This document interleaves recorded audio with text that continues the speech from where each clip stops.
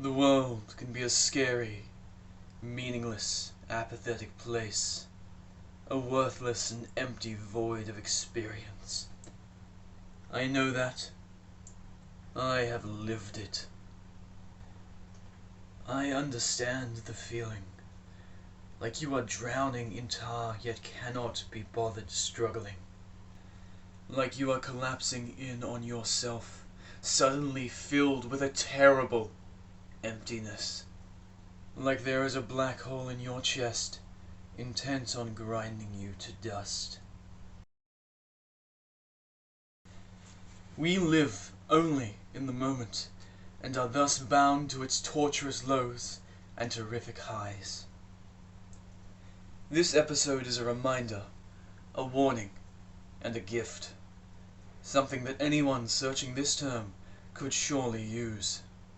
For it is all too common in this chaos of modernity for us to lose ourselves within ourselves. Know this, there will be times when the good life breaks, when the darkness resurges.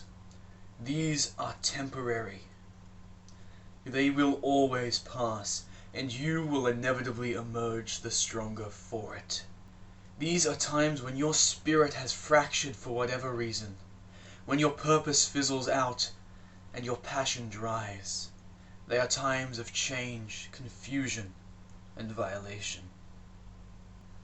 Your closest friend in such a time will always be discipline.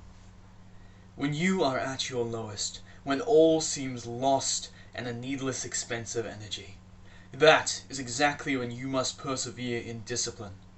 For it is by doing so in such moments that you truly redefine the foundation of your character and raise the foundation of who you are.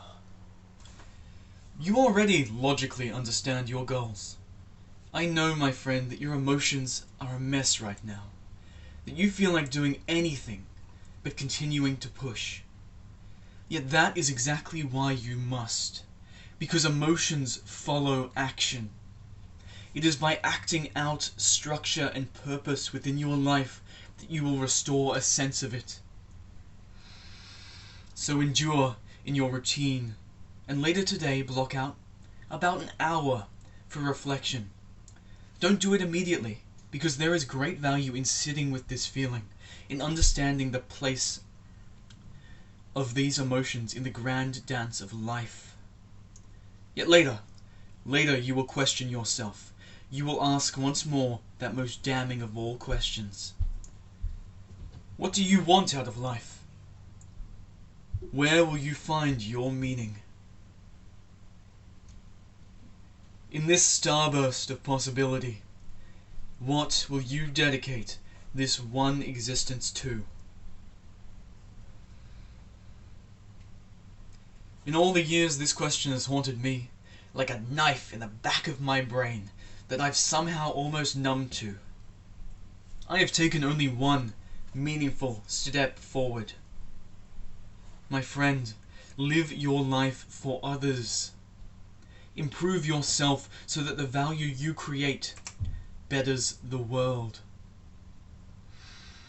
Live a life of giving, be it enthusiasm, love, value, or resources. It is, after all, the most selfish thing you can do, because the best emotional state is found living such a fulfilling and challenging life. Hence, when we live for others, we live for ourselves. I need to repeat that. If you want the best life, which is essentially the best emotional state across time, you have to live for others.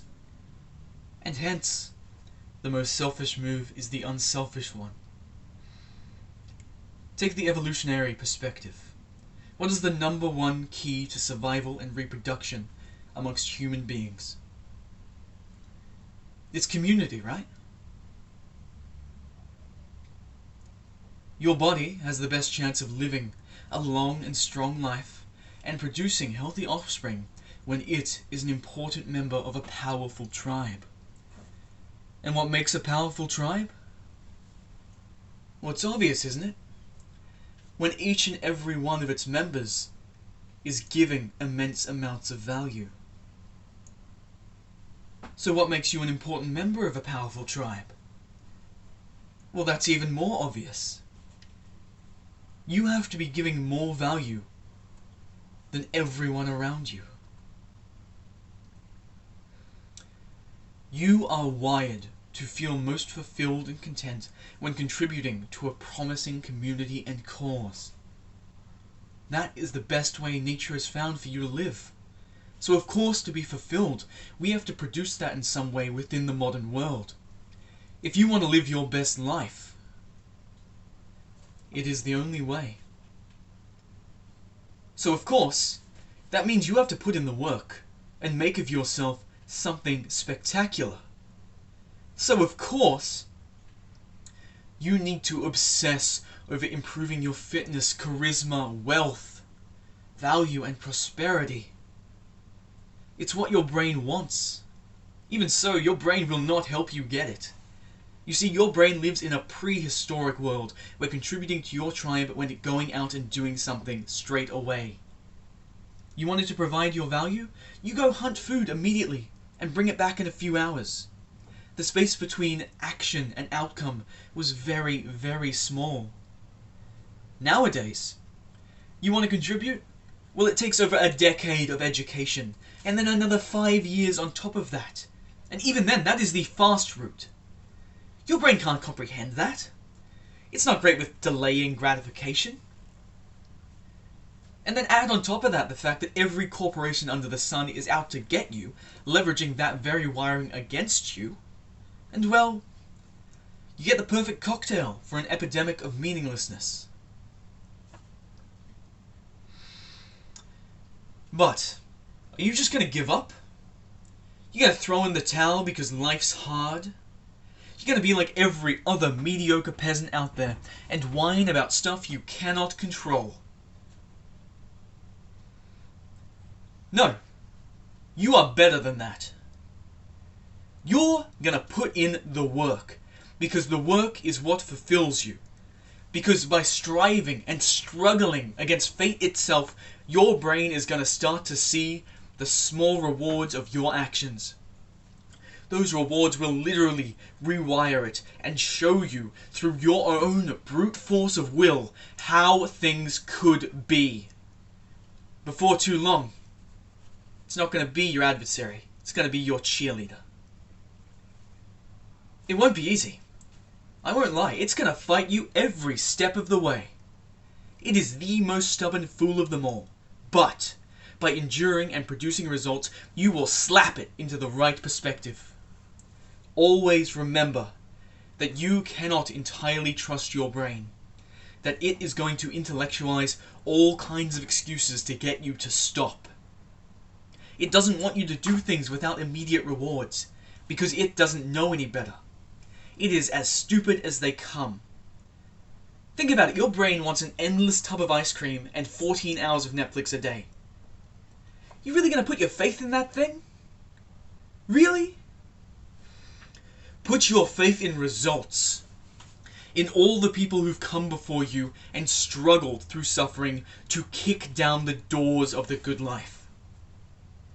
Put your faith in discipline, humility, presence, gratitude, and leadership. Do it because the world needs you. Because almost nobody else will. You are surrounded by people who, let alone attempting this kind of stuff, won't even consider it. Just by listening to this far in, you are already amongst a very, very small percentage who actually care. You clicked on this video because some part of you thinks life is meaningless at times. But you don't actually believe that. Your listening is proof that some part of you is still striving towards the light. That some deep gem remains, infatuated by the beauty of life. You just needed a reminder that it can sometimes suck. My friend, I have been Xavier Greenhalgh of An Introvert's Guide to the Good Life. In final summary, life can sometimes suck, can sometimes feel like hell might be more engaging. But that is just your brain throwing a hissy fit at you slipping up on your own values. It's a signal that you need to realign or redefine your purpose. A purpose that should be centering around you living for others. Around providing value for your tribe. That said, when realigning or redefining, do not trust your brain on first glance. Its operating system is 70,000 years out of date. Endure in your effort till the fruits of labor blossom and your brain will swap from adversity to cheerleader. I believe in your ability to do so. It's time you built a life you don't need to escape from. Send this to someone who needs to hear it.